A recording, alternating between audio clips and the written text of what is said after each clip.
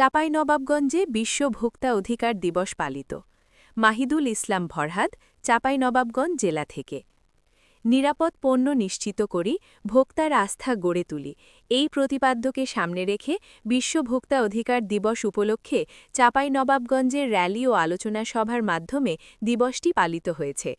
রবিবার সকালে জেলা প্রশাসনের আয়োজনে এবং জাতীয় ভোক্তা অধিকার সংরক্ষণ অধিদপ্তর চাঁপাইনবাবগঞ্জ জেলা কার্যালয়ের সহযোগিতায় একটি র্যালি বের করা হয়।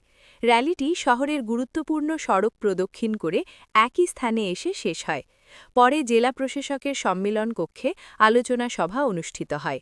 চাঁপাইনবাবগঞ্জের সহকারী পরিচালক অতিরিক্ত দায়িত্ব ফজলে এলাহি, অতিরিক্ত জেলা প্রশাসক সার্বিক মোহাম্মদ নাকিব হাসান তরফদারের সভাপতিত্বে আলোচনা সভায় প্রধান অতিথি হিসেবে বক্তব্য দেন জেলা প্রশাসকের ভারপ্রাপ্ত উজ্জ্বল কুমার ঘোষ, কৃষি সম্প্রসারণ অধিদপ্তর চাঁপাইনবাবগঞ্জের উপপরিচালক ড ইয়াসিন আলী ও ক্যাবের জেলা সভাপতি অ্যাডভোকেট মোহাম্মদ আব্দুল হামিদ, অতিরিক্ত পুলিশ সুপার প্রশাসন ও অর্থ এএনএম মাসিম ফিরোজ, সিভিল সার্জন ড একেএম শাহাবুদ্দিন, সদর উপজেলা নির্বাহী কর্মকর্তা মারুফ আফজাল রাজন সহ বিভিন্ন সরকারি দপ্তরের কর্মকর্তা ও সুশীল সমাজের অতিথিবৃন্দ।